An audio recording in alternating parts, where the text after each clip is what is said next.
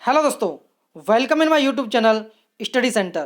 तो दोस्तों, यूएनओ या संयुक्त राष्ट्र संघ बहुत ही महत्वपूर्ण टॉपिक है। जब तक आप एग्ज़ाम देंगे ये टॉपिक आपका पीछा नहीं छोड़ेगा। तो ये टॉपिक हर लेवल के एग्ज़ाम के लिए वेरी वेरी इंपॉर्टेंट है। इस वीडियो में हमने यूएन से बनने वाले सभी प्रश्नों को कवर किया है और साथ ही साथ उन प्रश्नों को भी जो अब तक परीक्षाओं में पूछे जा चुके हैं। तो दोस्तों, चलिए वीडियो को करते हैं स्टार्ट। तो दोस्तों, पहला प्रश्न है, यूएनओ की फुल फॉर्म क्या है? तो दोस्तों, यूएनओ की फुल फॉर्म है यूनाइटेड नेशंस ऑर्गेनाइजेशन। ठीक है, यूनाइटेड नेशंस ऑर्गेनाइजेशन। ठीक है, ये यूएनओ की फुल फॉर्म है। अगला प्रश्न है, संयुक्त राष्ट्र संघ का विचार किसने दिया? तो ये हैं दोस्तों डी रूजवेल्ट, जो कि अमेरिकी राष्ट्रपति थे। यानी जो द्वितीय विश्व युद्ध हुआ था 1939 से 1945 तक, तो दोस्तों डी रूजवेल्ट ने ये सोचा कि अब इससे आगे कोई भी विश्व युद्ध नहीं होना चाहिए। उसके लिए एक ऐसी संस्था का गठन करना चाहिए जो विश्व में शांति स्थापित करे। तो दोस्तों, संयुक्त राष्ट्र संघ का विचार दिया डी रूजवेल्ट ने। ठीक है, नेक्स्ट, संयुक्त राष्ट्र संघ की स्थापना कब हुई? तो ये हुई थी दोस्तों 24 अक्टूबर 1945 को। कहाँ पर? सैन फ्रांसिस्को, अमेरिका में। ठीक है, ये जो एक्स्ट्रा फैक्ट मैं बता रहा हूँ आपको, ये मोस्ट इंपोर्टेंट है। सारे के सारे एग्जाम में पूछे जा चुके हैं कि संयुक्त राष्ट्र संघ की स्थापना कहाँ हुई थी। तो सैन फ्रांसिस्को, अमेरिका में। कब हुई थी? 24 अक्टूबर 1945 को। ठीक है, अगला प्रश्न, संयुक्त राष्ट्र संघ का मुख्यालय कहाँ पर है? तो ये है न्यूयॉर्क, अमेरिका में। ठीक है, न्यूयॉर्क, अमेरिका। अगला प्रश्न है दोस्तों, संयुक्त राष्ट्र संघ के कितने प्रमुख अंग हैं? डायरेक्ट पूछता है कितने प्रमुख अंग हैं, तो इसके 6 प्रमुख अंग हैं। और एक दूसरे तरीके से प्रश्न पूछता है, आपको 4 ऑप्शन दे देगा, पूछेगा इसमें से कौन सा संयुक्त राष्ट्र का अंग नहीं है। तो इसलिए आपको अंगों को भी याद करना पड़ेगा। तो सबसे पहला इसमें महासभा, अगला है सुरक्षा परिषद, अगला है आर्थिक सामाजिक परिषद, अगला है सचिवालय और अंतर्राष्ट्रीय न्यायालय और न्यासी परिषद। ये दोस्तों 6 अंग हैं संयुक्त राष्ट्र संघ के। ठीक है, और दोस्तों अभी तक आपने मेरे चैनल को सब्सक्राइब नहीं किया है तो मैं आपसे रिक्वेस्ट करता हूं मेरे चैनल को जरूर सब्सक्राइब करिएगा और बेल आइकन को प्रेस करिए, जिससे मेरी आने वाली ऐसी ही हर एक वीडियो आप तक सबसे पहले पहुंचे। नेक्स्ट, संयुक्त राष्ट्र संघ का मुख्य प्रशासनिक अधिकारी कौन होता है? ठीक है, तो इसका मुख्य प्रशासनिक अधिकारी होता है महासचिव। संयुक्त राष्ट्र संघ का इसका महासचिव होता है। ठीक है, नेक्स्ट, संयुक्त राष्ट्र संघ के महासचिव का कार्यकाल कितना होता है? तो इनका कार्यकाल होता है दोस्तों 5 वर्ष का। ठीक है, ये 5 वर्ष के लिए चुने जाते हैं। अगला प्रश्न बनता है, संयुक्त राष्ट्र संघ के उद्घाटक या कार्यवाहक महासचिव कौन थे? पूछ ले कि उद्घाटक महासचिव या कार्यवाहक महासचिव। ठीक है, तो इसका दोनों का आंसर रहेगा गिलेडविन जेव। ठीक है, ये जो महासचिव चुने गए थे जब संयुक्त राष्ट्र संघ की स्थापना हुई थी 24 अक्टूबर 1945 को, तो इनको कार्यवाहक महासचिव के तौर पर चुना गया था और ये 24 अक्टूबर 1945 से 1 फरवरी 1946 तक रहे थे। ठीक है, नेक्स्ट, संयुक्त राष्ट्र संघ के प्रथम महासचिव।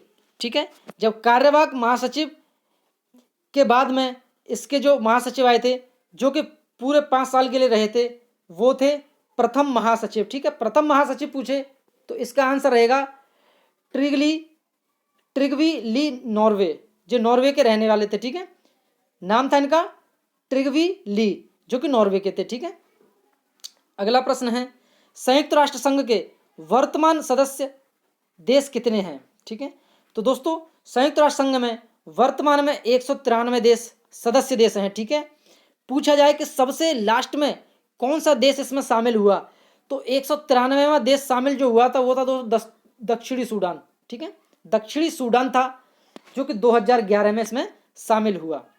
अगला प्रश्न बनता है दोस्तों, संयुक्त राष्ट्र संघ का सदस्य भारत कब बना? यानी भारत जो है संयुक्त राष्ट्र संघ का सदस्य कब बना? तो जब संयुक्त राष्ट्र संघ की दोस्तों स्थापना हुई थी, हमारा भारत जब से इसका सदस्य था। अगर डेट पूछे तो 1945, ठीक है। तो संयुक्त राष्ट्र संघ का सदस्य भारत 1945 में बना। अगला प्रश्न है, संयुक्त राष्ट्र संघ दिवस कब मनाया जाता है? ठीक है दोस्तों, तो जिस दिन संयुक्त राष्ट्र संघ का गठन हुआ था 24 अक्टूबर को, उसी दिन को हम संयुक्त राष्ट्र संघ दिवस के रूप में मनाते हैं, ठीक है, 24 अक्टूबर। अगला प्रश्न है, संयुक्त राष्ट्र सुरक्षा परिषद में स्थायी सदस्य कितने देश हैं? तो दोस्तों संयुक्त राष्ट्र के सुरक्षा परिषद में 5 स्थायी देश हैं, ठीक है, 5, और 5 के नाम आपको आने चाहिए, ठीक है, क्योंकि ये इंपॉर्टेंट है। सबसे पहला है दोस्तों इसमें संयुक्त राज्य अमेरिका, अगला है यूनाइटेड किंगडम, अगला है रूस, अगला है चीन और अगला है फ्रांस। यानी ये 5 देश हैं, संयुक्त राष्ट्र अमेरिका, यूनाइटेड किंगडम, रूस, चीन और फ्रांस। ये 5 देश सुरक्षा परिषद के स्थायी सदस्य हैं, ठीक है।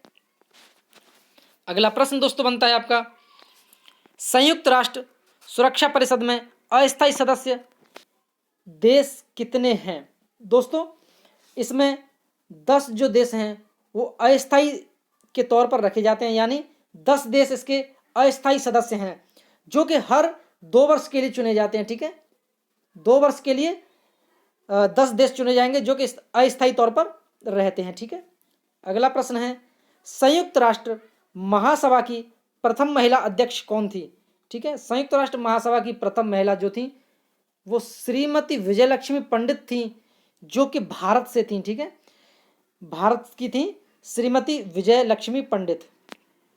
अगला प्रश्न दोस्तों बनता है, संयुक्त राष्ट्र संघ में वीटो का अधिकार किसे प्राप्त है?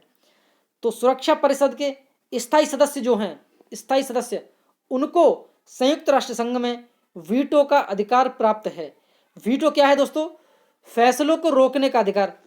यानी मान के चलिए कोई भी फैसला है जो संयुक्त राष्ट्र संघ के इसकी जो टीम है, इसकी कमेटी है, उसने अगर कोई फैसला किया, उसमें इसका स्थायी जो अध्यक्ष देश हैं उसमें से कोई भी एक देश अगर उस फैसले से सहमत नहीं है तो वो वीटो पावर का यूज करके उस फैसले को रुकवा सकता है, ठीक है। तो ये है दोस्तों वीटो का अधिकार। अगला प्रश्न है, संयुक्त राष्ट्र संघ का प्रथम अधिवेशन कब हुआ? तो दोस्तों ये 10 जनवरी 1946 को हुआ था, जो कि लंदन में हुआ, ठीक है, संयुक्त राष्ट्र संघ का प्रथम अधिवेशन। अगला बात करते हैं दोस्तों भाषाओं के बारे में। संयुक्त राष्ट्र संघ की कुल कितनी भाषाएं हैं? ठीक है, कुल कितनी भाषाएं? तो संयुक्त राष्ट्र संघ की कुल 6 भाषाएं हैं, 6। ये भी आपको आनी चाहिए कि कौन सी वो 6 भाषाएं हैं जो संयुक्त राष्ट्र संघ की भाषाएं हैं। तो इसमें दोस्तों इंग्लिश, फ्रेंच, चाइनीज, अरबी, रूसी और स्पेनिश, ये दोस्तों 6 भाषाएं हैं जो संयुक्त राष्ट्र संघ की भाषाएं हैं, आधिकारिक भाषाएं हैं उसकी। और इसकी जो कार्यकारी भाषाएं हैं वो हैं दोस्तों 2। यानी संयुक्त राष्ट्र संघ की कार्यकारी अगर भाषाओं की बात करें, कार्यकारी भाषा, तो वो 2 हैं सिर्फ, अंग्रेजी और फ्रेंच, ठीक है, अंग्रेजी और फ्रेंच 2 कार्यकारी भाषाएं हैं यूएन की। अगला प्रश्न बनता है, संयुक्त राष्ट्र संघ को शांति के लिए नोबेल कब मिला? तो दोस्तों 2001 में संयुक्त राष्ट्र संघ को शांति के लिए नोबेल पुरस्कार मिला था। अगला प्रश्न है, संयुक्त राष्ट्र संघ में हिंदी में भाषण देने वाले प्रथम व्यक्ति कौन थे? तो दोस्तों ये थे अटल बिहारी वाजपेयी, जो कि 1977 में इन्होंने संयुक्त राष्ट्र संघ में अपना भाषण दिया था, जो कि हिंदी में था। और ये उस टाइम पर जनता पार्टी की सरकार में विदेश मंत्री थे, ठीक है, विदेश मंत्री अटल बिहारी वाजपेयी। नेक्स्ट है दोस्तों, संयुक्त राष्ट्र संघ ने ध्वज को कब अपनाया? ठीक है, तो 1947 में संयुक्त राष्ट्र संघ ने ध्वज को अपनाया था, ठीक है। अब बात आती है दोस्तों ध्वज से प्रश्न बनता है कि क्वेश्चन पूछता है कि संयुक्त राष्ट्र संघ के ध्वज में किस पेड़ की शाखाएं हैं, किस पेड़ की पत्तियां हैं? तो वो है दोस्तों जैतून की। ये मोस्ट इंपोर्टेंट प्रश्न है, कई बार पे एग्जाम में आ चुका है। जैतून की शाखाएं हैं, ठीक है। तो इसकी पृष्ठभूमि के बारे में मैं आपको बता देता हूँ। इसकी जो पृष्ठभूमि है वो श्वेत रंग की है, ठीक है। जैतून की इसमें 2 शाखाएं होती हैं जो कि ऊपर की तरफ खुली रहती हैं और बीच में विश्व का मानचित्र है जो कि हल्की नीली पृष्ठभूमि के साथ है, ठीक है। ये हल्की है, गलती से ये कलकी हो गया है। तो हल्की नीली पृष्ठभूमि के साथ में विश्व का मानचित्र बना हुआ है इसमें, ठीक है। अगला प्रश्न है दोस्तों, संयुक्त राष्ट्र संघ ने लैंगिक समानता तथा महिला सशक्तिकरण के लिए किस निकाय का गठन किया? तो ये है दोस्तों यूएन वुमेन, ठीक है। यूएन वुमेन के नाम से एक अलग निकाय का गठन हुआ है जो कि लैंगिक समानता और महिला सशक्तिकरण के लिए है और इसका जो गठन 2010 में हुआ है, ठीक है। नेक्स्ट, अंतर्राष्ट्रीय न्यायालय का मुख्यालय कहां पर स्थित है? तो दोस्तों ये है हेग, नीदरलैंड में, ठीक है। अंतर्राष्ट्रीय जो न्यायालय है उसका मुख्यालय हेग, नीदरलैंड में, ठीक है। और भी ज़्यादा डीप में अगर पूछता है तो हेग, नीदरलैंड में शांति महल है, शांति महल, जिसको कि पीस पैलेस के नाम से जाना जाता है।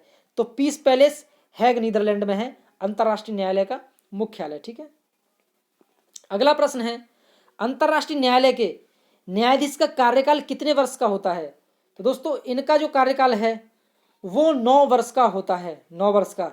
अगर पूछा जाए कि अंतर्राष्ट्रीय न्यायालय में कुल कितने न्यायाधीश हैं या कुल कितने न्यायाधीश होते हैं, तो दोस्तों उसमें कुल 15 न्यायाधीश हैं जो कि 9 वर्ष के लिए चुने जाते हैं, ठीक है। और अगला प्रश्न है दोस्तों, अंतर्राष्ट्रीय न्यायालय में पहले भारतीय न्यायाधीश कौन थे?